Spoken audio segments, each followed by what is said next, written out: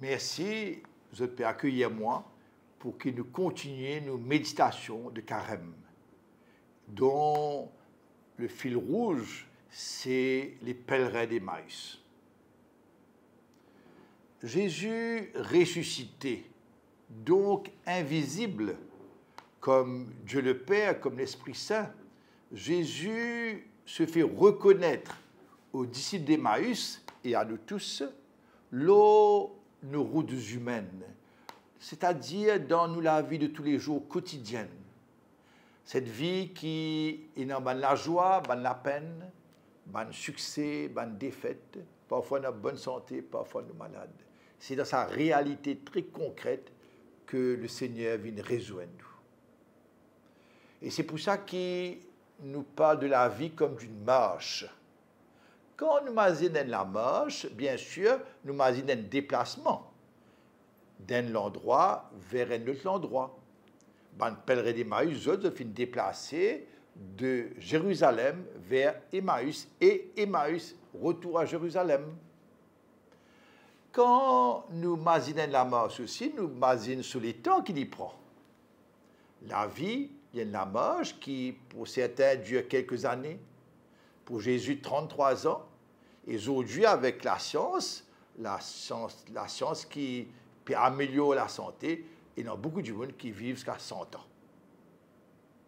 Mais, et c'est ça qui me tient content, partage avec vous aujourd'hui, la marche, pour que la marche gagne sens, pour que la marche gagne une signification, il faudrait aussi que la marche soit intérieure. Les besoins, comme dirait nous besoin faire une marche à l'intérieur de nous-mêmes.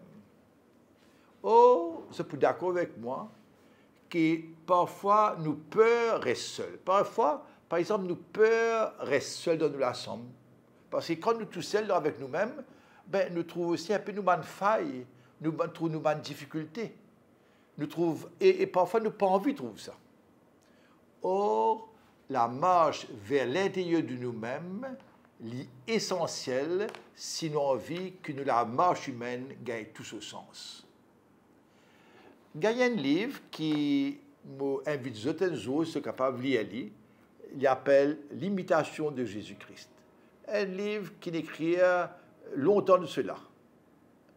Et ce livre-là, il dit dedans une citation, je suis content, cite une citation. Il dit, dans ce livre-là, il dit, dans l'imitation de Jésus-Christ, il dit comme ça, le chemin le plus court vers Dieu, c'est marcher vers le plus profond de nous-mêmes. Chemin plus court pour aller vers Dieu, dit-il, c'est marcher à l'intérieur de nous-mêmes, faire la marche à l'intérieur de nous-mêmes. Et Saint-Augustin, je connais Saint-Augustin, avant les convertis, il vivait une vie bien des autres, une vie bien bacchanale. Et après sa conversion, Saint-Augustin finit d'écrire un livre qui s'appelle Les Confessions de Saint-Augustin. Il raconte nous sur la vie. Et voilà ce qu'il dit. Je suis content, si vous êtes aussi, ça passe à Saint-Augustin.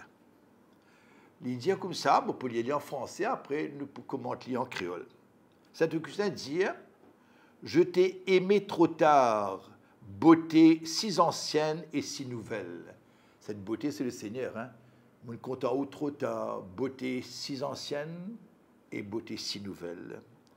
Je t'ai aimé trop tard, et voici que tu étais au-dedans de moi, et moi au-dehors.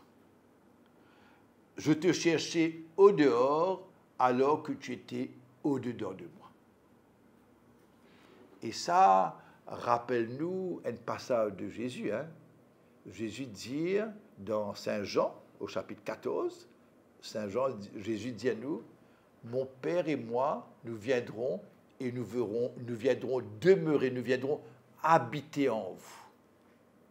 Et c'est pour ça que, mes amis, il est important, si nous avons envie de rencontrer le Seigneur, et si nous avons envie de poursuivre nous la vie, nous la route, nous la marche avec sens, il est important que nous rentrions à l'intérieur de nous-mêmes, pas pour être nous nombrils, mais pour rencontrer le Seigneur. Moi, je suis content, prends un exemple. On imagine l'exemple d'un puits. Pour gagner un puits, il faudrait nous creuser la terre. Nous creuser, creuser, creuser, creuser. Et parfois, nous faisons creuser profond, long, distance. Après, à un moment donné, nous tombe l'eau vive, l'eau fraîche. Et c'est cela, la vie, l'intériorité. C'est creuser en nous, entrer le plus profond de nous-mêmes pour aller à la rencontre du Seigneur qui est là, comme l'eau fraîche, l'eau vive en nous. Mais malheureusement, nous connaissons que parfois, on peut boucher par négligence, et non, laisse la boue tomber dedans, laisse rose tomber dedans, et aujourd'hui, laisse une bouteille de la surconsommation tomber dedans. Et donc, le puits bouché, et donc, nous ne sommes pas capables de rejoindre l'eau vive. Eh bien, le temps du carême, le temps de la vie tout court, hein, c'est retirer la boue, retirer ban rose, retirer ban bouteille de nos consommations, surconsommation, pour aller rejoindre l'eau vive, pour aller rejoindre le Seigneur qui nous attend au plus profond de nous-mêmes. Alors, comment nous pouvons faire cela? Eh bien, il y a des moyens très simples. Hein. Pour développer cette intériorité-là, il s'agit par exemple d'aller faire une marche. Par exemple, nous sommes capables de faire une marche d'entre elles, ou bien aller marcher sur la plage, mais sans qu'ils nous mettent earphone et nous gardent le silence, nous écoutons les oiseaux, nous écoutons le bruit de la mer, le vent. Nous cultivons ce goût du silence et c'est de manière très simple pour entrer en nous-mêmes. Parfois aussi, nous sommes capables de prendre le temps de lire un bon article d'un journal ou d'un livre, lire un livre de réflexion qui fait nous essayer de comprendre le monde dans lequel nous pouvons vivre, fait nous analyser nos réalités. C'est un bon moyen, ça, pour cultiver l'intériorité. Et il y en a certains qui contemplent la musique. Par exemple, quand on écoute Bob Marley ou Bob Dylan ou d'autres musiciens, c'est aussi un bon moyen pour entrer en nous.